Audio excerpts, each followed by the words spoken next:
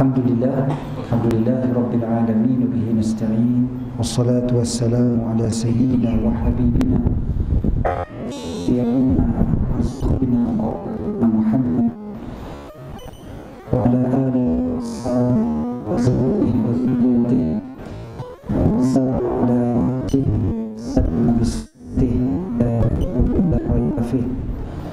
Subhanaka la ilma lana illa ma 'allamtana innaka antal alimul hakim. Allahumma inna nas'aluka as-sidqa fil qawl wal ikhlasa fil 'amal. Allahumma amin. Amma ba'd. Terima kasih pada fungsi Tuan Imam dan seluruh jawatan kuasa surau, tuan-tuan guru, para asatizah, ibu-ibu dan ayah, abang kakak, adik-adik muslimin dan muslimat, tuan-tuan dan puan-puan yang dirahmati lagi dikasihi oleh Allah Subhanahu wa taala sekalian. Alhamdulillah, syukur pada Allah pilih kita pada malam ini. Kalau kita bayang-bayangkan kan, lagi 11 malam waktu macam ini kita dah ternanti-nanti untuk solat tarawih, insya-Allah. Mungkin kita dah duduk di surau, tak buka puasa lagi kan? Hari Sabtu tu tak puasa lagi, malam tu nak tarawih. Jadi sambil menanti tarawih tu mungkin kita dah datang awal ke surau kan? Dan kita mungkin tunaikan solat sunat dan sebagainya, isi masa yang Allah Ta'ala kurniakan, masa yang sangat berharga dalam bulan Ramadan. Jadi doa kita banyak sangat sekarang ni, Allahumma balighna Ramadan, ya Allah sampaikan kami ke Ramadan. Allahumma salimna di Ramadan, ya Allah serahkan kami dengan sejahtera kepada Ramadan. Ya, jadi ini doa yang sangat-sangat perlu kita panjatkan setiap masa, waktu-waktu begini, siang dan malam kita. Tak ada siapa yang berani jamin dia dapat jumpa Ramadan tahun ni, walaupun 11 malam je lagi. 11 malam itu mungkin pendek, mungkin juga lama, bergantung kepada cara kita tengok dia. Kalau kita tengok dari sudut kita tak tahu hidup lagi ke tidak dalam tempoh 11 hari itu, maka dia jadi lama sangat, penantian suatu penyiksaan orang kata. So memang tunggu bila nak sampai Ramadan, bila nak sampai Ramadan. Bila tunggu memang jadi rasa lama. Dalam masa yang sama, kalau kita tengok pada persediaan kita, maka kita akan rasa 11 malam itu terlalu sekejap. Banyak benda nak buat dalam kabut kita. Dia ibarat kalau orang nak kahwin tu, pengantin dia rasa lamanya 11 hari lagi nak kahwin. Tapi mak bapak dia yang mengaturkan kenduri tu, Allah 11 hari je lagi. Macam-macam tak siap lagi ni. Dog gift, berkat tak siap lagi, macam-macam benda tak siap lagi. Dia kelam kabut. Kita pun macam tu dengan Ramadan. Cara kita memandang berbeza-beza dan kedua-duanya betul, tak ada masalah kan? Cara kita pandang dari sudut tak sabarnya kita nak jumpa Ramadan, maka kita rasa lama, dan kita tahu kita boleh mati bila-bila masa. Dan mengingati mati itu, Nabi SAW beritahu, kafa bil mauti, cukuplah dengan kematian itu sebagai peringatan. Ada orang meninggal sebulan sebelum Ramadan, ada orang meninggal 2 minggu sebelum Ramadan. Ada saudara dekat saya baru meninggal malam tadi ya, jadi kita kata, oh tak sempat jumpa Ramadan tahun ni, tapi umurnya dah dekat 100 tahun lah Tapi senang ceritanya, tahun ni tak dapat, tahun ni tak jumpa Ramadan. Dah lebih 90 kali jumpa Ramadan kan, tahun ni tak sempat jumpa Ramadan. Tak apalah. Ada orang yang lagi beberapa hari nak jumpa Ramadan, meninggal. Ada orang yang lagi 5 minit nak masuk Ramadan, meninggal dunia. Ada seorang AJK masjid 5 minit sebelum maghrib nak masuk Ramadan, meninggal dunia. Mengejut. 5 minit je lagi nak Ramadan, dah bersiap macam-macam dah untuk Ramadan ni. Tahu-tahu rupanya Ramadan itu disambut penuh kesedihan oleh keluarganya. 5 minit nak Ramadan. Ada kawan saya meninggal malam pertama Ramadan. Dapat masuk Ramadan lah, paling tidak masuk Ramadan. Tapi senang ceritanya, kita semua tak tahu bila giliran kita. Jadi mati ni sebagai satu peringatan yang cukup besar untuk kita. Jadi kita manfaatkan sebaik-baiknya. Macam AJK yang meninggal 5 minit sebelum Ramadan tu, walaupun kita rasa macam sayangnya tak dapat jumpa Ramadan, tapi mudah-mudahan pahala Ramadan dia dah tapau, kan? Sebab dia dah berniat macam-macam, dia dah rancang macam-macam, dia dah mesyuarat demi mesyuarat, nak buat program tu, nak buat program ni sepanjang bulan Ramadan. Cuma dia tak sempat tengok dengan mata dia. Pahala dapat dah. Maka orang macam tu orang yang untung sebenarnya. Kalaulah kita yang ditarik oleh Allah SWT sebelum jumpa Ramadan, agak-agak kita beruntung macam tu tak? Macam mana persiapan kita untuk Ramadan sekarang? Itu saya tadi kuliah, saya sebutkan, orang biasa sebut bulan Sya'ban ni sebagai warm up untuk Ramadan. Betul lah, ulama-ulama dulu pun sebut bulan Sya'ban, bulan menuai, bulan apa, menanam, bulan Rejab bulan menanam, bulan Sya'ban bulan membaja ataupun menyiram, bulan Ramadan bulan menuai hasil dia. Betul lah, memang Rejab dengan Sya'ban ni dia jadi intro kepada Ramadan, memang betul. Tetapi beza dengan warm up yang melibatkan sukan. Orang kalau warm up sebelum belum berlari, dia memang perlu warm up dulu supaya dia tak cramp. Betul lah, dia warm up baru dia berlari. Tapi warm up tu sendiri tak ada markah. Tak adalah apa hakim ataupun juri pertandingan akan tengok pula siapa warm up paling bagus sekali. Dia dapat markah penuh, dapat markah tambahan, bonus. Tak ada. Beza dengan warm up Ramadan. Warm up Ramadan dapat pahala penuh. Ya, lain tu. Jadi mana lagi penting? Warm up untuk Ramadan. Lagi warm up untuk sukan. Kalau injured, kan, kalau injured dia tak boleh main. Dia nak belum berlari sekali terplay out waktu warm up, terus tak boleh lari, habis lah peluang dia, tak dapat apa-apa. Warm up untuk Ramadan, kalaulah injured sebelum masuk Ramadan, kematian ataupun sakit dan sebagainya, pahala Ramadan dapat, dia tak rugi. Jadi warm up untuk Ramadan ni sangat penting. Dan Nabi SAW, para sahabat, memang mereka sangat memanfaatkan Rejab dan Sya'ban untuk Ramadan. Sekarang kita bagi lagi 11 malam. Apa yang patut kita buat dalam tempoh 11 malam?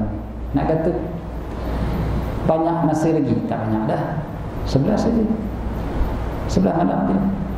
Kalau kita kira-kira apa kita nak buat dalam tempoh 11 malam ni, memang kita rasa kelang kabut sebenarnya. Banyak sangat benda nak buat tapi tak terbuat lagi. Kita patut rasa berdebar dah. Macam mana ni? 11 malam je lagi ni, aku tak prepare apa lagi untuk Ramadan. Kalau tanya jujurlah pada kita semua, kita dah bersiap sungguh-sungguh untuk Ramadan? Dia jawab sendiri je, tak payah jawab terbuka. Sungguh-sungguh ke kita dah bersiap? Sungguh-sungguh kalau Ramadan datang, okey, aku memang dah penuh dengan semangat, aku akan kekalkan momentum, akan tambah lagi segala macam amalan. Quran kita dah mula baca balik ke belum? Quran yang ditinggalkan berdebu di atas lemari contohnya, dah ambil ke belum Quran tu? Dah baca ke belum? Quran paling tidak sekarang ni tiap-tiap hari mesti ada dengan Quran. 11 hari yang berbaki ni, setiap hari patutnya mesti ada dengan Al-Quran. Besok Rabu, Khamis, Jumaat, Sabtu, Ahad, Isnin, Selasa, Rabu, Khamis, Jumaat, Sabtu. Okay, so 11 hari ni mesti ada dengan Quran. Jangan satu hari pun miss daripada Al-Quran, walau 2 minit sekalipun. Tak adalah cakap 2 jam, tak adalah cakap 15 jam ke apa, tak. Paling tidak 2 minit dengan Quran. Tapi kalau boleh lebih lah. Qaryah Sayyidina Ali kot, nama Sayyidina Ali, takkan 2 minit je dengan Quran.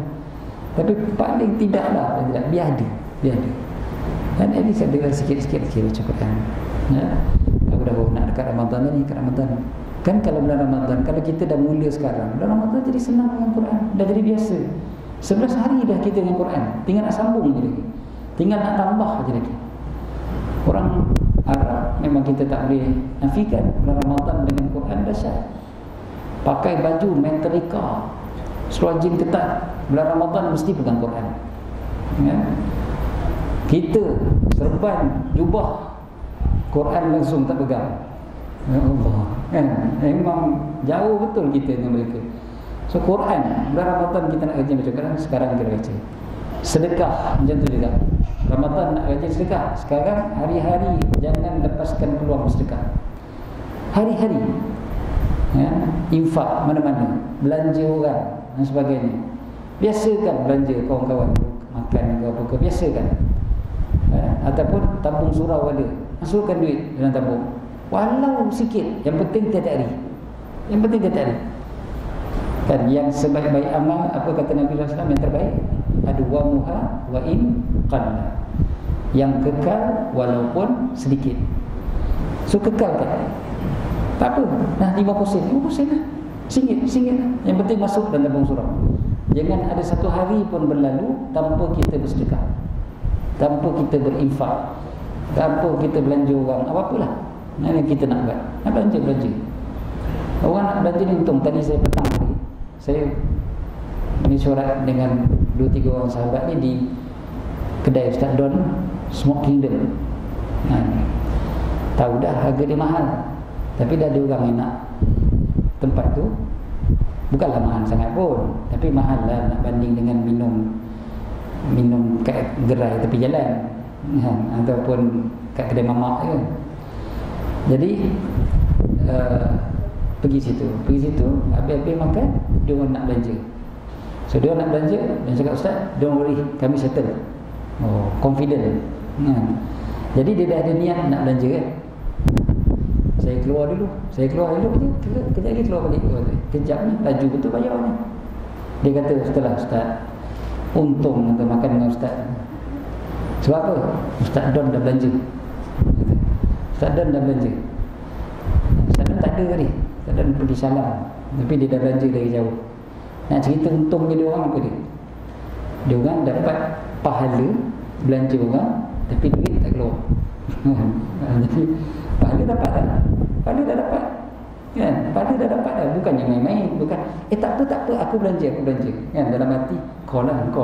Nah, itu nipu. Ni yang betul-betul ni memang sungguh-sungguh nak bayar. Sekali tak dapat nak bayar, orang lain dah bayarkan, maka dua-dua dapat pahala. Kan rahmat daripada Allah SWT. Kata, ya Allah, pahala simple je. Duit tak keluar orang 1 sen. Yang penting ada setiap hari rancangan kita untuk keluarkan duit. Setiap hari. Jangan ada satu hari yang mana tak ada langsung kita plan untuk buat baik pada orang lain. Ramadan dah dekat, ambil benda ni semua. Cuba kita perhatikan, Nabi SAW bulan Syakban banyak berpuasa kan. Paling banyak berpuasa, antara bulan yang paling banyak berpuasa pada bulan Syakban. Selain daripada itu bulan Muharram. Bulan Syakban bila Nabi SAW banyak berpuasa.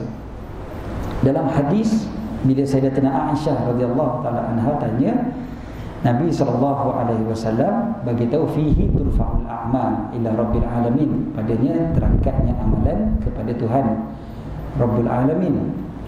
Betul. Tapi dalam masa yang sama, sebahagian para ulama bila mensyarahkan hadis ni mengatakan, maksudnya juga adalah Nabi SAW bersiap untuk Ramadan. Bersiap untuk Ramadan, maka bulan Syawal baginda banyak berpuasa.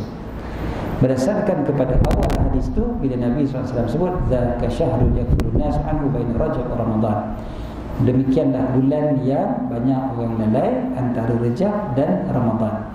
Jadi Nabi SAW tunjukkan hint, kata ini adalah persiapan untuk Ramadan.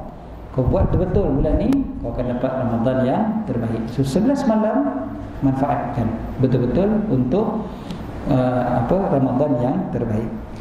Seterusnya, niat-niat kita untuk Ramadan. Siapkan semua apa nak buat untuk Ramadan ni. Prepare betul-betul. Ramadan yang aku nak buat ni, Ramadan yang aku nak buat ni, Ramadan yang aku nak buat ni. Niat betul-betul, bukan angan-angan. Niat sungguh-sungguh. Okey, sekian hari aku nak buat ni. Banyak ni aku nak belanja. untuk Ramadan. Baca Quran, aku nak berapa banyak? Sehari berapa minit? Contoh. Letakkan betul-betul. Niat tu memang kena solid daripada sekarang. Bukan angan-angan sekali lagi. Niat yang solid, yang betul-betul. Yang ini memang aku akan buat Ramadan ni. Tak jadi buat tu cerita lain, tak dapat buat tu cerita lain. Tapi jangan letak benda tu dulu dalam kepala. Letak dulu kata, aku nak buat benda ni. Tarawih, aku nak tarawih 20 rakaat. Aku nak tarawih tiap malam. Tak nak miss walau satu malam pun. Walaupun tahun-tahun lepas aku biasa miss, tapi tahun ni aku tak nak miss. Contohnya, aku tak nak 88, aku nak 20. Contohnya. Maknanya dah niat betul-betul daripada sekarang. Nanti tiba-tiba sampai tengah-tengah bulan tiba-tiba letih. Kebetulan maghrib tu makan lebih sikit, dia tak makan, dia bergetar darah. Kan? Jadi bila nak tarawih tu berat. Habis 8 mata dah tak tahan dah. Ngantuk sangat. Kopi pula surau tak sediakan. Yang salahkan surau juga. Jadi balik. Tapi niat 20 tu dah ada dah kan. Awal dulu kita nak buat 20 semua. Balik tak apa, kata tak apa, aku nak sambung lagi 12 nanti kat rumah. Sampai rumah terlelap. Sedar-sedar 5 minit nak subuh. Contohnya, tak sempat 12 rakaat, confirm. Tapi mudah-mudahan pahala 20 kita dapat. Sebab kita dah berazam, memang aku nak buat 20. Tapi nak buat macam mana? Malam tu aku ngantuk sangat. Kalau aku semayang pun tak tentu arah. Nanti aku rebah, baik aku balik. Contohnya, betul lah. Nak buat macam mana? Pahala 20 dapat. Tu yang azam tu kena daripada sekarang. Jangan daripada sekarang tengok lah. Kalau larat 20, tak larat 8, tak larat lagi 4, tak larat hilang terus. Jangan macam tu. Itu maknanya tak solid lah. Kalau kita meninggal sebelum jumpa Ramadan, kitalah orang paling rugi. Sebab kita tak ada niat betul-betul nak buat apa Ramadan ni. Sebab kita dah niat siap-siap, okey aku nak buat ni, aku nak buat ni, aku nak buat Ramadan aku nak gini. InsyaAllah Allah Ta'ala panjangkan umur kita dapat buat. Niatkan betul-betul. Betul punya niat. Jangan kita nak jadikan tu niatul mukmin khairun min amali. Niat orang yang beriman lebih baik daripada amalannya. Bukan benda kecil anak ni. Okay. Seterusnya, bila kita banyak berdoa, yang doa yang kita biasa baca tu, imam kita pun baca, ya Allah sampaikan kami ke Ramadan, Allahumma balighna Ramadan. Doa tu ulang. Nanti sampai sahaja malam pertama Ramadan. Malam pertama Ramadan ni lagi 11 malam, kita akan jadi hamba yang paling bersyukur dengan datangnya Ramadan. Maka kita akan ditambahkan lagi nikmat. Allah SWT beritahu, qul bi fadlillahi wa bi rahmatihi fabidzalika falyafrahu huwa khairum mimma yajma'un. Katakanlah dengan kelebihan daripada Allah dan rahmat Allah Ta'ala, dengan demikian bergembiralah. Demikian lebih baik daripada apa yang mereka kumpulkan. Bergembira ni perintah Allah Ta'ala dengan rahmat daripada Allah. Dapat rahmat daripada Allah, gembira. Dapat kelebihan daripada Allah, gembira. Ramadan memang bulan kelebihan dan bulan rahmat daripada Allah. Kita pun baca lepas tarawih, fadlan minallahi wa ni'mah wa maghfiratan wa rahmah, kan? So dia ada fadlan, dia ada rahmah. Allah Ta'ala beritahu pada tadi, qul bi fadlillahi wa bi rahmatih. Dua-duanya ada pada bulan Ramadan. Dengan kelebihan daripada Allah, dengan rahmat daripada Allah, maka bergembiralah. So datang satu Ramadan, biar ada perasaan gembira. Kita risau kalau minggu ni selalu cakap, jom makan, nanti Ramadan dah tak boleh makan dah. Akhir sekali bila jumpa Ramadan, kita jadi orang yang tak hargai Ramadan. Bukanlah sedih katanya Ramadan, sedih tentang Ramadan, takut macam setan pula lagi, kan? Jadi bukanlah sedih, tapi tak berapa gembira dengan datangnya Ramadan. Biar kita jadi orang yang gembira. Itu yang kita ucapkan tahniah pada sahabat-sahabat kita dengan kedatangan Ramadan. Itu sunnah tu. Zaman kita sekarang lagi senang, WhatsApp je. Nanti kan kejap lagi ada kawan kita buat stiker, lagi senang. Hantar stiker je kawan semua. Selamat menyambut Ramadan, Ramadan yang diberkati, mudah-mudahan Allah menerima segala amalan kita, contoh kan. Itu sunnah tu untuk kita buat, supaya tambahkan rasa gembira dengan datangnya bulan Ramadan. Kita cuba gembira. Bila gembira, la in syakartum la azidannakum. Kalau kalian bersyukur, aku akan tambah lagi. So kenikmatan Ramadan akan dapat bila kita rasa gembira dengan datangnya Ramadan. Saya cadangkan hari Sabtu malam minggu depan, malam pertama Ramadan tu, sebelum maghrib, kita buat betul-betul countdown. Kita tengok jam betul-betul. Lagi setengah jam nak maghrib. Maghrib sekarang pukul apa? 7.25. Okey. Pukul 7 kita tengok jam. Oh, lagi 25 minit. 7.05 minit. Oh, lagi 20 minit lagi. 7.10. Lagi 10 minit lagi. Biar macam tu. Dan sebut pada ahli keluarga kita. Macam orang-orang muda tunggu detik 12 malam merdeka, apa semua, malam tahun baru kan, malam tahun baru.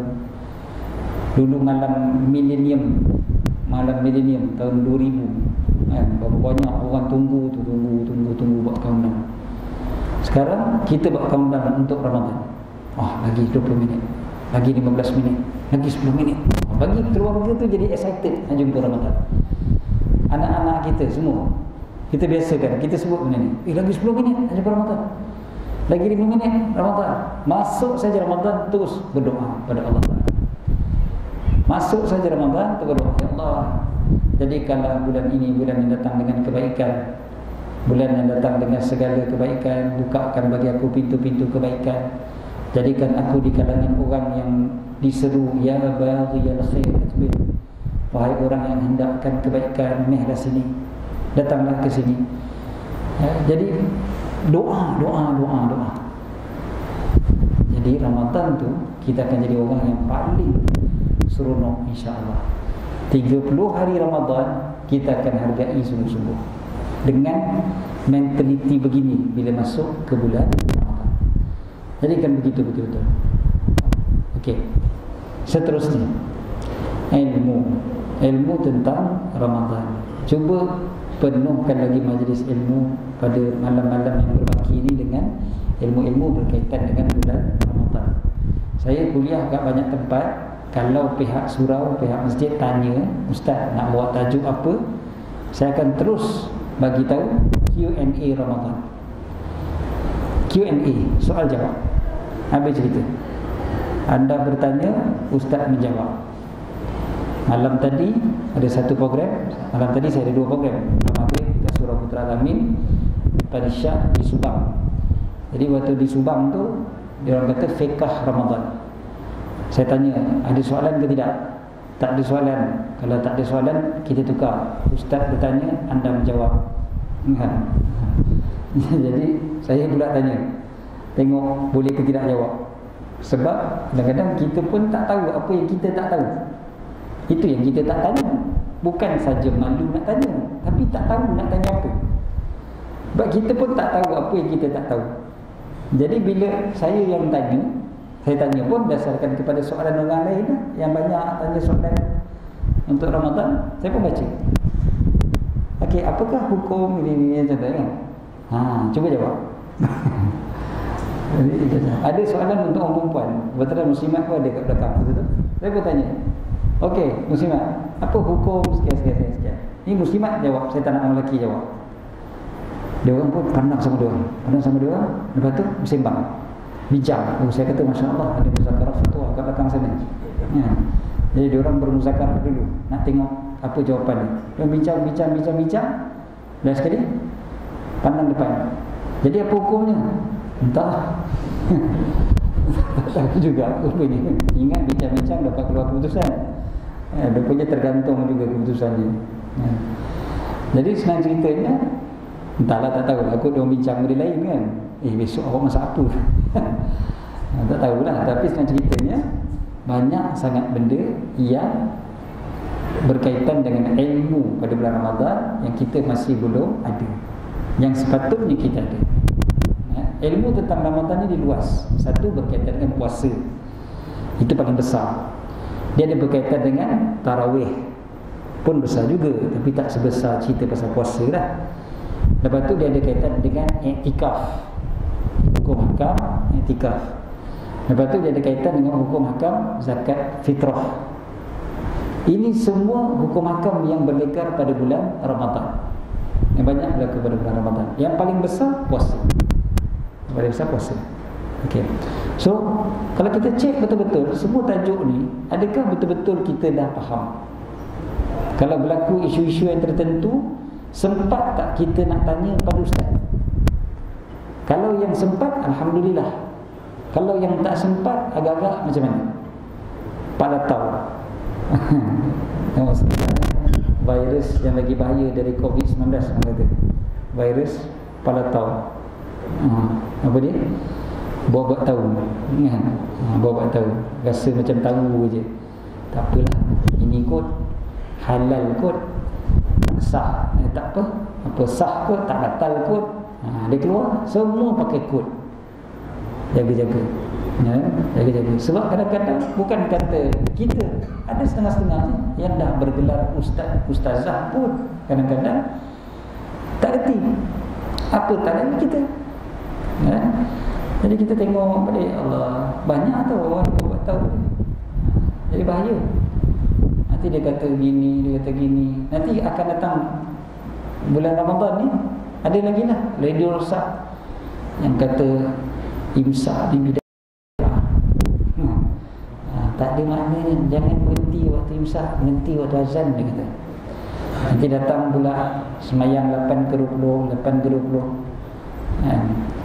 Datang pula selawat antara tarawih tu bid'ah ke tidak. Dia datanglah radio rosak tu. Tiap-tiap tahun dia cakap, tiap-tiap tahun kita dah jawab, nanti tahun depan cakap lagi. Macam tu je lah. Tiap-tiap tahun dah dijawab dulu lama, ratusan tahun dah pun. Tapi nak bangkitkan juga isu-isu macam tu. Ada je lah isu tu, isu dan sebagainya. Makin banyak, makin banyak. Jadi sekarang itu yang benda-benda macam tu. Tapi benda-benda yang melibatkan kita semua pun ada. Ada satu kampung tu, Bilal dia azan awal. Awal pula, bukan awal sikit, awal 15 minit. Awal 15 minit, cerita betul ni. Orang kampung tu tanya soalan kepada saya. Waktu tu saya ceramah kat situ, dia cakap, Ustaz, waktu tu masih bulan Ramadan lagi. Saya ceramah tu dah macam minggu ketiga bulan Ramadan. Benda tu berlaku dalam minggu pertama Ramadan. Ustaz, Bilal kami hari tu awal Ramadan tu, dia tersilap azan awal. Dia tersalah tengok kalender 15 minit awal. Jadi macam mana Ustaz hukumnya? Saya kata batal puasa. Batal puasa tu kena qada ke Ustaz? Iyalah, dah batal, kena lah qada. Siapa kena qada Ustaz? Kita orang ke Bilal ke? Tanya, orang buka puasa ke tidak? Buka dah Ustaz, dah azan. Kena qada semualah. Dia kata, mana Haji Ustaz? Dia yang salah, bukan kita kan. Bilal seorang lah kamu qada, kita pun tak payah. Dia kata banyak cantik. Orang tu semua dah salah, semua dah makan, salahkan Bilal seorang. Mana boleh? Jam tak ada kakak. Yelah memanglah jam ada Ustaz, tapi dah Bilal dah komat. Bilal dah azan, makanlah. Kata itu kecuaian, kecuaian. So kena qada. Saya ada yang kata, hai aku saman juga Bilal ni.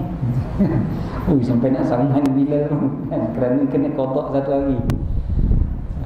Bukannya qada satu bulan, qada satu hari je.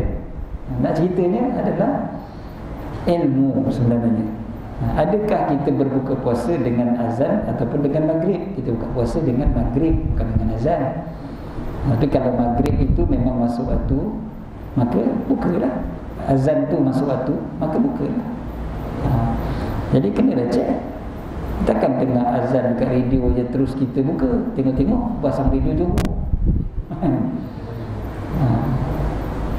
Ataupun radio Singapura, radio Batam. Betul lah bunyi Melayu. Okey betul. Betul. So kena tengoklah, cek betul-betul. Kita lah punya peranan untuk memeriksa. Okey, itu bab buka puasa dan sebagainya. Seterusnya sunnah. Sunnah Ramadan. Tadi ilmu dia sebenarnya terbagi pada dua. Satu, ilmu yang berkaitan dengan fardu, maksudnya apa yang wajib, apa yang batal, apa yang sah dan batal, semua tu dia jadi ilmu yang fardu, maknanya mesti belajar. Kemudian ada perkara yang sunnah pada bulan Ramadan yang jadi sunnah untuk kita belajar.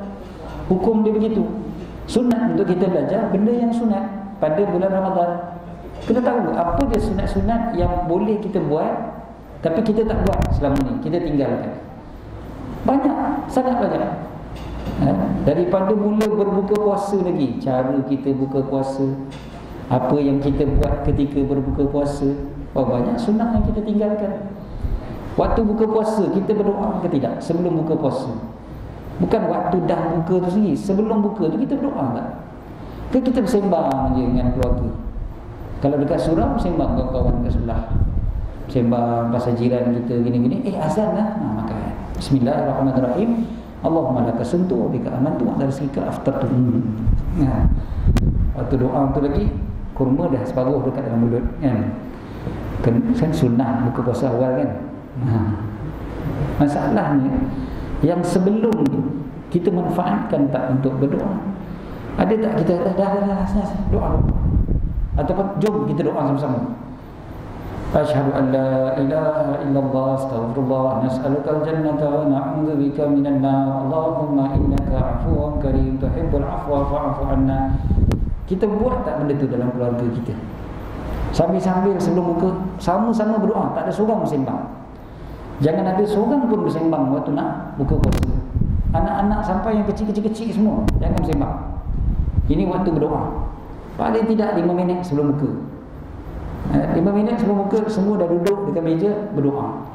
Doa terus. Jangan bersembang pasal agak-agak dah ni okey tak hari ni. Minggu lepas kita pergi masih kan. Bersembang pasal makanan, bersembang rugilah kita. Doa terus. Contoh, buka puasa dengan kurma. Kurma yang paling baik kalau boleh makan rutab atau tamar. Rutab dulu baru tamar. Tak ada rutab, tamar. Tak ada tamar,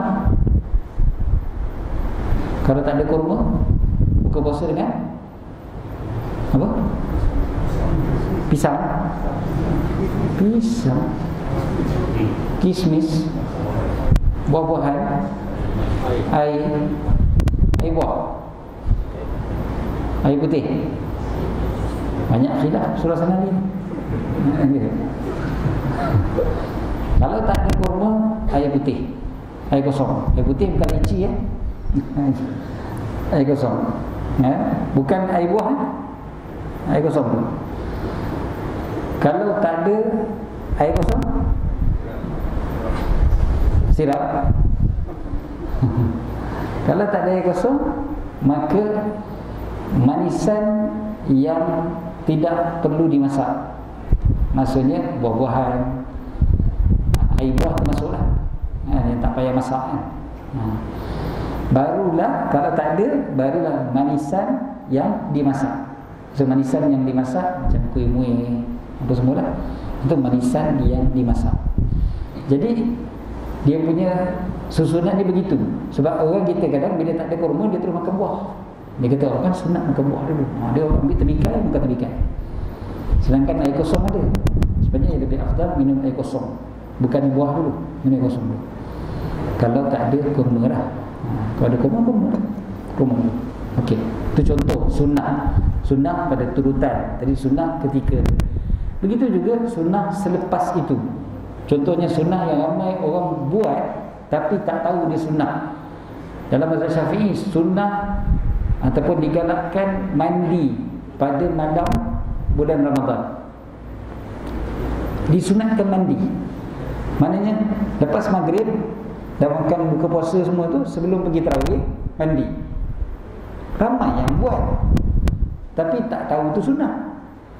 Bila tak tahu tu sunnah, tak dapatlah pahala sunnah. Kan? Rugi ya. Kalau lama dah buat benda ni. Yalah. Kadang-kadang kita balik kerja dah petang. Dah nak buka puasa. So alang-alang kan, bukalah puasa dulu. Lagipun takut kalau mandi sebelum buka tu takut tertelan air ke apa, batal pula puasa. Jadi kita pun tunggu buka puasa dulu. So lepas buka puasa baru kita mandi, nak pergi semayang kan, nak pergi tarawih kat surau. Jadi kita mandi, dapat pahala mandi tu, insya-Allah pahala mandi nak pergi ke surau, nak semayang, nak menyegarkan diri, dapatlah pahala. Tapi kita tak dapat pahala mandi pada malam bulan Ramadan. Rugi sebab kita tak tahu. Bila dah tahu, pahala mandi pada malam bulan Ramadan. Dalam hadis tersebut Nabi SAW memang biasa mandi selepas maghrib pada bulan Ramadan. Okey, cuma ada orang cakap, dia kata, Ustaz, kan tadi kita dah makan buka puasa, lepas tu mandi, nanti kan perut boncit. Saya biasa jawab gini, saya kata, abang tak mandi lepas makan pun boncit dah perut. Don't worry, boncit pun isteri sayang. Tak ada kaitan pun sebenarnya, tak ada kaitan pun. Perut boncit itu bukan sebab mandi lepas makan. Perut boncit itu sebab mengketa darah waktu buka tu. Dah lah kan, kena akui je lah benda tu. Jangan salahkan mandi. Sebab benda tu sunnah. Sama mandi waktu malam, yang orang dulu-dulu kadang-kadang ada sebut tak baik mandi waktu malam, tak baik mandi waktu malam. Sunnah Nabi SAW mandi waktu malam. Macam mana boleh kita kata tak baik? Kalau kita nak kata tempat kita sejuk, tempat Nabi SAW panas, tu yang boleh mandi waktu malam. Siapa kata Madinah musim sejuk-sejuk, ya? Lagi sejuk daripada kita. Dia bukan kira musim panas ke, musim sejuk ke. Ya, panas dia lagi panas dari kita, sejuk dia lagi sejuk dari kita. Tapi Nabi SAW biasa mandi waktu malam, sampai tengah malam Nabi mandi. Kan ada hadis yang sahabat tunggu Nabi SAW keluar dari rumah nak sembahyang isyak, sampai sahabat semua dah terlelap, tersengguk-sengguk dah. Sampai orang perempuan sahabiat dah balik rumah dah. Maknanya lama tu, lama nak tunggu Nabi SAW. Maknanya dah lewat malam. Baginda keluar, basah rambut baginda, menunjukkan baginda mandi waktu malam. Jadi macam mana kita nak kata tiba-tiba mandi malam ni tak baik, nanti paru-paru berair lah. Doktor-doktor dah nafikan benda tu, tapi dia tak percaya juga. Doktor-doktor ni bukan boleh pakai. Okey, sekarang ikut Nabi SAW. Nabi buat. Jadi apa yang kita nak cakap lagi? Kata benda ni tak bagus lah, apalah tak. Itu sunnah, ya? Jadi mandi dapat pahala. Simple. Itu antara sunnah yang kadang-kadang kita tinggalkan. Macam tu juga dengan sahur kita contohnya kan. Sahur, berapa ramai orang yang sahur tengah malam, lepas tu tak nak bangun pagi. Dia bangun-bangun dah subuh lah, ya? Kenapa tak sahur hujung betul-betul? Dan hujung ni memang hujung sungguh. Maknanya berhenti tu ngam-ngam imsak, lebih kurang 10 minit sebelum subuh tu berhenti dah. Bukan berhenti 1 jam sebelum subuh. Saya pelik kadang-kadang orang dulu bangun sahur pukul 3.30 pagi, pukul 4 pagi. Rajin Qiyamul-Lail dia ni. Masalahnya bukan Qiyamul-Lail, makan pukul 4 pagi. Tak, kalau kita nak tahajud, baru ni ada seorang abang yang tanya saya, dia kata, Ustaz, saya nak tahajud sebelum sahur ke lepas sahur yang bagus? Kata sebelum sahur lah. Sebab sahur tu dilewatkan, berhenti tu lagi 10 minit nak subuh. Tahajud waktu yang terbaik, kalau kita bagikan malam itu kepada 6, maka waktu ke-4 dan waktu ke-5, bukan waktu ke-6. Maksudnya bukan waktu yang last sekali tu, sebelum yang last.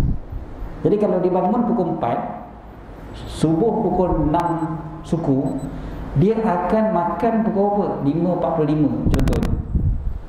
Jadi sebelum 5.45 tu yang dia sembahyang. Bukannya makan dulu lepas tu baru sembahyang, ya, sepatutnya sembahyang dulu baru makan. So makan tu memang hujung sekali.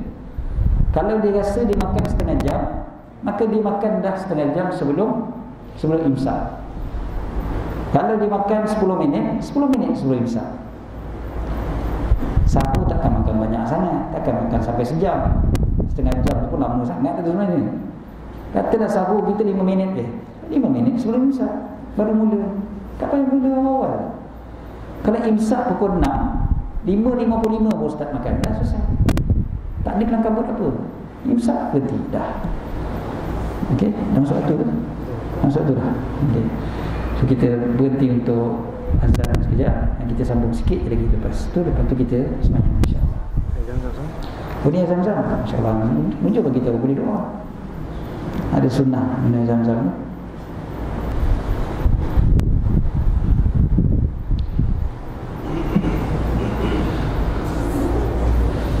Bismillahirrahmanirrahim. Jadi bila kita sebut tentang sunnah pada bulan Ramadan, dia sangat banyak. Sebenarnya sangat banyak. Jadi tinggal lagi kita buat ataupun tidak. Yang saya sebutkan tadi cuma sebahagian kecil daripada yang biasa kita tinggalkan. Jadi tinggal lagi tambah ilmu. Bila tambah ilmu, maka tambahlah perkara-perkara yang kita boleh buat sepanjang Ramadan. Sikit demi sikit belajar. Apa lagi nak buat? Waktu pagi nak macam mana? Tengah pagi nak macam mana? Petang macam mana? Apa lagi? Macam-macam sangat.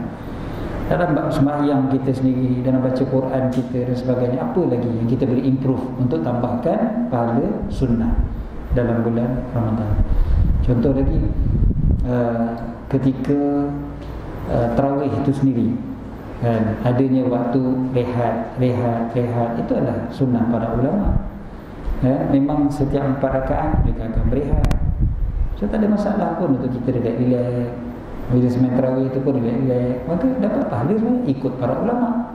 Kan mencontohi para ulama itu juga adalah satu sunnah, dapat pahala. Jadi contohi para ulama salafus salih, mereka tiap 4 rakaat akan relax. So kita pun 4 rakaat kita relax macam mana? Kita selawat, kan, kita berdoa. Tak adalah kelang kabut dia nak semayang lepas 4 terus 6 terus 8 terus 10 macam tu kan. Relax lah. Tarawih memang relax, bukan tarawih jadi kelang kabut. Jangan sampai tarawih jadi tak cukup nafas, termengah-mengah, kan? Yang macam dekat Indonesia tu kan, yang tarawih apa? Yang tarawih laju kan? Tarawih laju tu, itu biarlah dia orang buat, kita jangan buat lah. Jangan buat, memanglah tak buat macam tu, tapi yalah dekat-dekat macam tu, laju juga.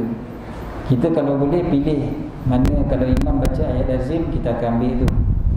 Ayat lazim tak apa lagi, kalau boleh surah Al-Ikhlas bagi 2.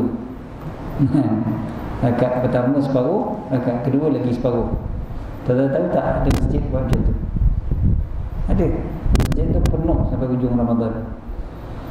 Dia lepas Fatihah, amin, Bismillahirrahmanirrahim, Qul huwallahu ahad, Allahus samad, Allahu akbar.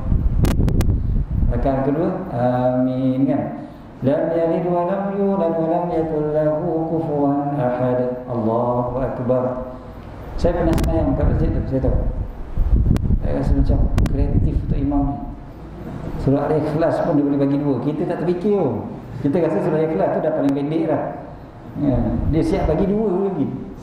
Muncul dia tak bagi 4. Tapi itulah kelebihan masjid tu. Ini masjid ni, masjid besar. Kelebihan dia sampai hujung Ramadan penuh. Jadi tak apalah cerita. Tapi jangan tanya kat saya masjid mana kan. Lepas ni ada yang tanya, Ustaz masjid mana Ustaz nak pergi? Jauh dari sini. Bukan dekat, bukan dari Putrajaya. Jauh. Boleh jamak dari sini. So tak payah pergi ya. Tapi cerita betul ni kisah benar. Nak ceritanya adalah sunnah tarawih ni kita relax, tenang-tenang. Itu sunnah tarawih.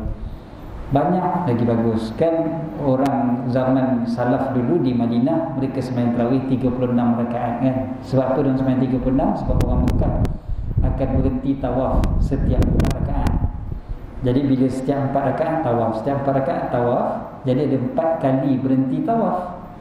4, 8, 12, 16, 20 dah habis dah. So 4 kali berhenti. Jadi 4 kali berhenti untuk tawaf. Jadi bila 4 kali berhenti untuk tawaf, orang Madinah tak puas hati, dia orang tak ada tawaf. Jadi gantikan setiap kali tawaf itu dengan sembahyang 4 rakaat. Maka 4 kali 4, 16. Jadi 16 campur dengan 20 rakaat, jadilah 36 rakaat. Jadi dia orang sembahyanglah 36 rakaat.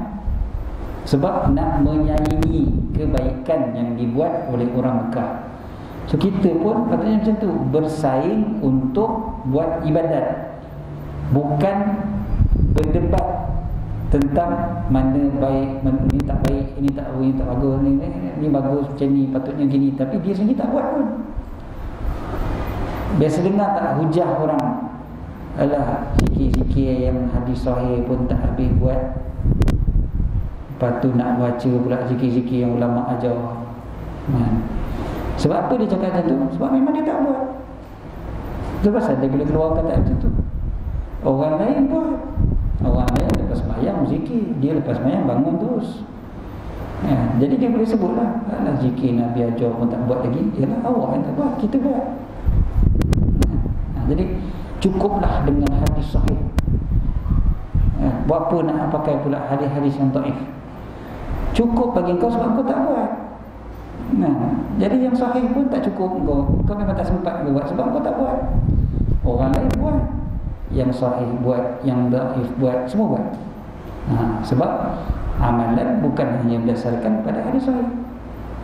Hadis dhaif pun dijadikan sumber untuk beramal. Jadi beramal mereka. Itu pasal para ulama dulu beramal juga dengan hadis dhaif. Sebab mereka punya amalan sangat banyak, dan sangat banyak amalan mereka, sampai disebutkan kalau aku diberitahu oleh malaikat maut aku akan mati minggu depan, nescaya aku tak akan boleh tambah apa-apa lagi dah. Sebab dah penuh lah, dah penuh lah dengan amalan. Kita kalau malaikat maut beritahu minggu depan Tuhan punya giliran dia, agak macam mana kita? Kalau kita boleh berubah tu memang dahsyat punya berubah. Keluarga sendiri tak kenal. Ni biar betul bapak ni macam ni. Terus jadi lain. Sebab kita memang tahu kita banyak kekurangan. Kita banyak sangat benda kita kena perbaiki. Jadi itu sebablah para ulama dulu memang mereka punya amalan sangat-sangat banyak. Sangat banyak. Siang malam mereka beramal. Kita tak dapat ambil 1% daripada mereka. 1% dapat buat yang dia orang buat pun dah banyak dah sebenarnya. Banyak dah perubahan kita. So untuk Ramadan sentiasa ada ruang baik, ruang penambah baikan.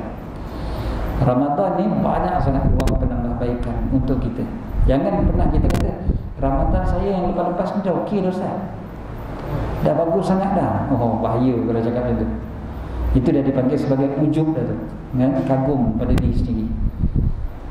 Ramadan terlepas okey Ustaz, saya tiap malam tarawih. Okey tu. Dulu-dulu ponteng-ponteng juga, tapi tahun lepas alhamdulillah tiap malam tarawih. Berapa rakaat? 20 Ustaz. Kadang 8, kadang 2. Macam tu. Tapi tiap malam lah, tiap malam. Okey. Kan Ustaz juga sebut tadi, yang paling baik adalah yang kekal walau sedikit. Itu dia ambil yang sedikit tu. 2. Jadi masalah kita adalah kita senang rasa berpuas hati dengan apa yang kita dah ada. Sedangkan puas hati dengan apa yang ada tu bab dunia, qanaah. Ini bab akhirat yang berpuas hati.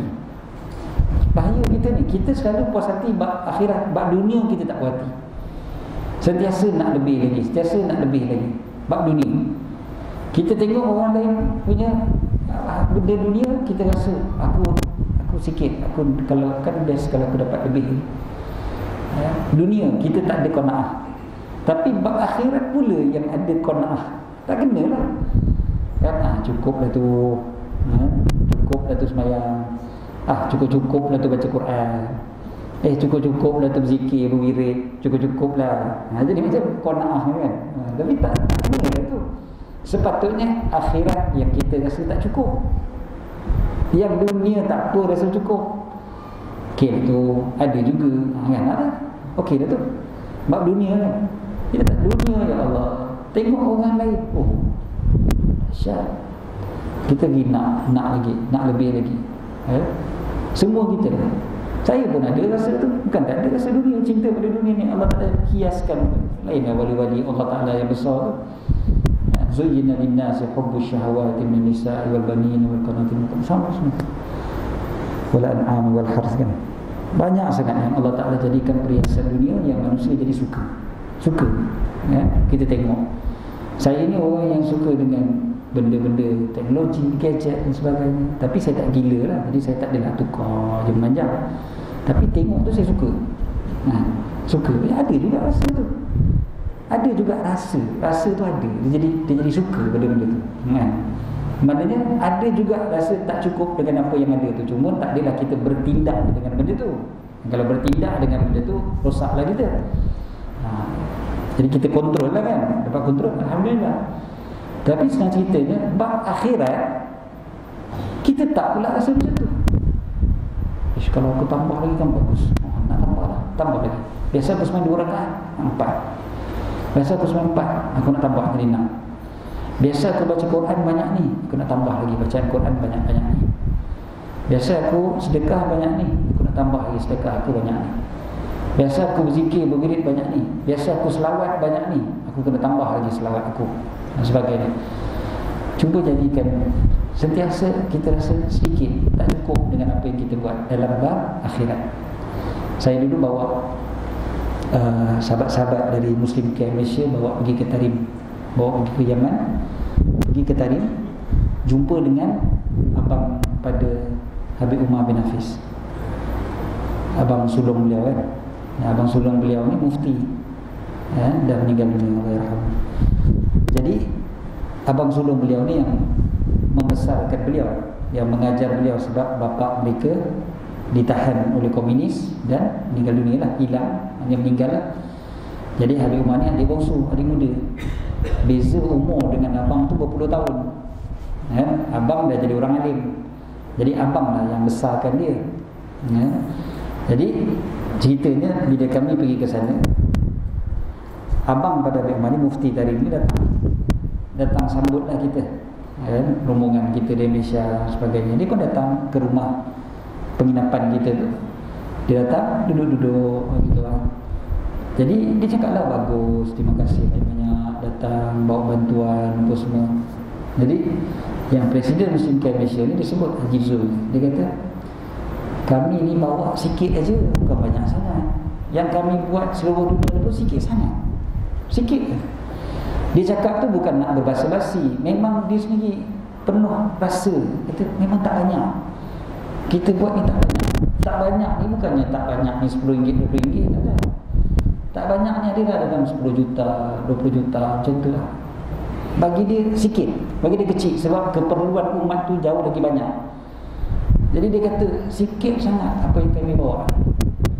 Jadi apa jawab Habib ni? Dia kata, baguslah kamu kata sikit. Kata, bagus kamu kata sikit. Sebab kalau kamu kata kamu dah buat banyak, nanti kamu tak akan tambah lagi, dan kamu mungkin akan berhenti, kamu tak akan kekal. Tapi bila kamu kata sikit, kamu akan cuba untuk tambah, dan insya-Allah kamu akan kekal buat kebaikan. Itu dia konsep dia. Kita nak istiqamah, nak beramal, kita kena rasa apa yang kita buat ni sikit. Sikit sangat apa aku buat, sikit sangat apa yang aku buat. Ya waktu tu insya-Allah kita akan tambah lagi, kita akan tambah lagi, kita akan tambah lagi. Apa pun kita tolong orang, kalau kita rasa dah banyak kita tolong, kita akan penat. Banyak aku buat, banyak aku tolong, tak habis-habis aku, lepas aku. Kalau kita rasa macam tu, kita akan penat. Sebab kita rasa banyak. Kita datang ke surau, jadi AJK ke tak jadi AJK pun kita tolong juga, itu ini kita tolong. Sekali kita rasa banyak aku buat ni. Bila rasa banyak, kita akan susah istiqamah. Untuk Ramadan, jangan pernah kita rasa kita banyak buat. Walau kita sembahyang tarawih 20 rakaat tiap malam, walau lepas tu kita tahajud berapa banyak rakaat pula, walau kita sedekah banyak tiap hari, walau kita baca Quran sampai 5 juzuk, 6 juzuk satu hari, atau kita khatam Quran 3 hari sekali contohnya. Walau macam itu sekalipun, jangan sekali-kali kita rasa banyak. Cara macam mana tak nak bagi rasa banyak? Antaranya tengok orang yang lagi banyak lagi daripada kita. Takkan tak ada orang lagi banyak daripada kita? Tak ada dah Ustaz. Saya rasa memang saya lah orang paling banyak sekali. Itu memang jahil lah tu nama dia. Tak mungkin amalan kita ni ada yang kita kata kita paling banyak. Apa dia? Baca Quran. Takkanlah kita paling banyak. Kita boleh challenge ke Imam Syafi'i khatam 2 kali sehari? Tak mungkin lah kita kata kita paling banyak. Itu Quran. Semayang 20 rakaat. Takkan 20 rakaat paling banyak. Dekat Selangor, kat Selangor ada satu surau dululah. Dia orang sembahyang 40 rakaat satu malam. Kita baru 20 rakaat dah banyak kita. Surau sana 8 je. Okey, lepas tu apa lagi? Sedekah. Ada kita rasa kita sedekah paling banyak. Boleh kalah Sayyidina Abu Bakar, Sayyidina Umar, Sayyidina Uthman dengan sedekah. Boleh kalah bilion-bilion Islam yang ada kat seluruh dunia termasuk Malaysia. Kita sedekah banyak mana sangat. Sikit aja. Apa pun mungkin kita buat, apa pun yang kita buat, hadir majlis ilmu ke, pergi surau ke, bersihkan surau ke, takkan kita kata kita banyak. Sebenarnya banyak lagi orang yang lagi banyak daripada kita. Jadi waktu tu kita akan lebih mudah untuk istiqamah. Terus buat. Tak ada benda yang aku buat. Sikit-sikit je pun. Sikit sangat apa aku buat bandingkan dosa aku lagi banyak. Itu satu lagi cara. Fikirkan dosa kita yang begitu banyak. Jadi kita rasa apa yang kita buat tu sikit. Tambah pula lagi ingat rahmat Allah Ta'ala yang sangat luas. Apa yang kita buat ni kecil je. Kita ni tak ada kuasa apa pun sebenarnya. La hawla wa la quwwata illa billah. Ingat je selalu benda tu. Tiada daya untuk melakukan ketaatan, tak ada kuasa nak meninggalkan maksiat melainkan dengan Allah. La hawla wa la quwwata illa billah. Baca la hawla wa la quwwata illa billah ni kita sedar diri. Sedar. Kadang-kadang kita ni sedar ni dia perlukan sesuatu yang lain. Baru kita ingat yang kita ni tak ada kuasa apa. Saya naik belon panas kat Turki. Saya ni pergi mana-mana tempat. Saya jarang pergi tempat orang melancong.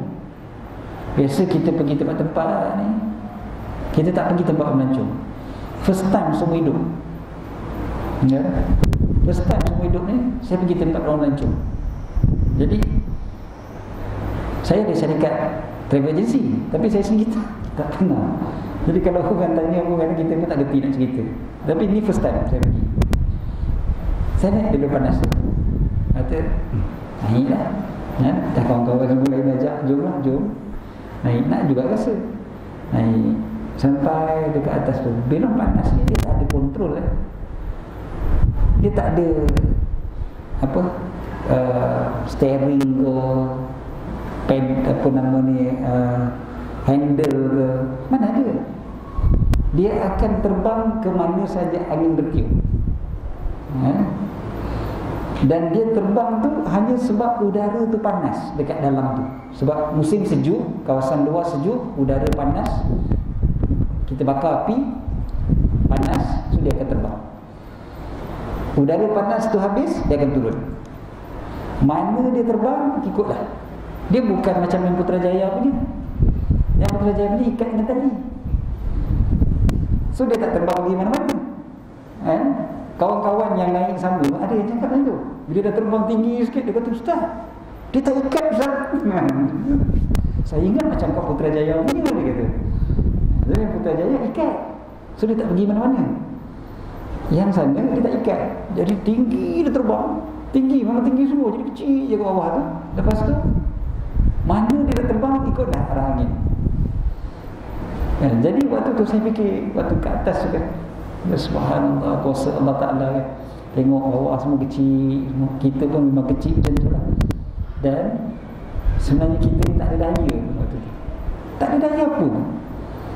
Nak pusing ke kanan ke kiri ke, tak ada. Dia semuanya atas kuasa Allah Ta'ala. Allah nak gerakkan dia pergi ke depan lah kita. Pergi ke kanan lah. Ke kiri lah. Betul lah waktu diorang terbangkan tu, diorang dah tahu lah arah angin ke mana apa semua. Kemudiannya nak turun kat mana tu dah boleh agak juga lah. Diorang cubalah untuk turun dekat padang. Tak adalah turun tengah bandar ke apa lah. Diorang tahulah macam mana supaya api tu kontrol. Jadi dia tak turunlah dekat tengah bandar. Dia turun dekat padang juga, jauh juga tu dia pergi. Tapi subhanallah, rasa kerdilnya kita tu, rasa yang kita ni tak ada daya maksudnya. Tak ada daya. Dekat atas tu tak boleh nak buat apa dah. Bukan pakai parachute ke apa ke. Kalau tak adalah aku nak turun sekarang. Tak ada, nak turun pun tak boleh.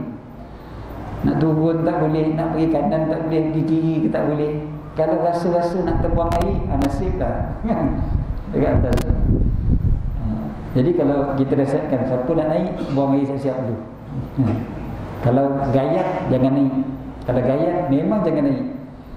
Dia bukan ada apa tadi pinggang keledar apa semua tak ada. Naik atas bakul tu terbang bangau. Dia macam tu je. Kalau tolak boleh jatuh. InsyaAllah mati. Jadi senang ceritanya, manusia ni tak ada apa-apa, kerdil. Kita ni memang tak ada kuasa apa. Tiba-tiba kita belagak, sombong, kita rasa kita berkuasa. Ramadan dah dekat. Ini antara perkara yang perlu kita ada. Bersihkan jiwa kita daripada penyakit ujub, penyakit riak, penyakit hasad. Semua ni bersihkan betul-betul. Bila tak ada penyakit-penyakit ni, insya-Allah Ramadan kita akan dapat buat dengan yang lebih baik lagi daripada sebelum-sebelum ni. Kita akan sentiasa ingat dosa aku banyak, aku perlu pengampunan Allah. Ramadan bulan keampunan dosa, bulan maghfirah. Aku akan manfaatkan betul-betul nak dapat keampunan daripada Allah. Kat mana pun kita berada, Putrajaya ke, kita berada kat Mekah ke, kat mana pun kita berada, bulan Ramadan adalah bulan keampunan. Cari pengampunan daripada Allah, bersihkan dosa-dosa kita. Mudah-mudahan nanti kita balik pada hari raya dalam keadaan kembali kepada fitrah. Dan mudah-mudahan bila kita balik pada Allah Ta'ala nanti, balik ni kita dengan hati yang sejahtera. Yauma la yanfa'u malun wala banun illa man atallaha biqalbin salim. Mudah-mudahan kita termasuk di kalangan mereka yang diseru oleh Allah Ta'ala, ya ayyatuhan nafsul mutmainnah irji'i ila rabbiki radiyatan mardiyah fadkhuli fi ibadi wadkhuli jannati. Itulah yang kita nak sangat-sangat tentang doa banyak. Mudah-mudahan Allah sampaikan kita ke Ramadan.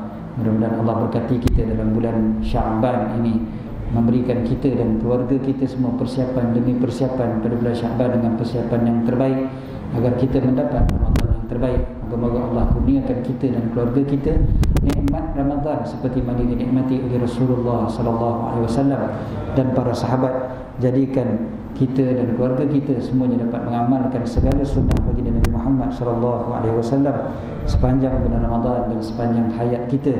Mudah-mudahan bertambah cinta kita kepada baginda Rasul sallallahu alaihi wasallam dan keluarganya.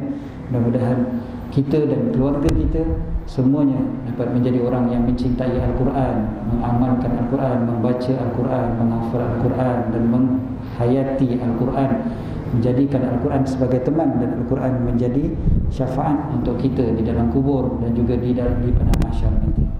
Allahumma amin. Aku qauli hadza wa astaghfirullahal azim li wa lakum. Assalamualaikum warahmatullahi taala wabarakatuh.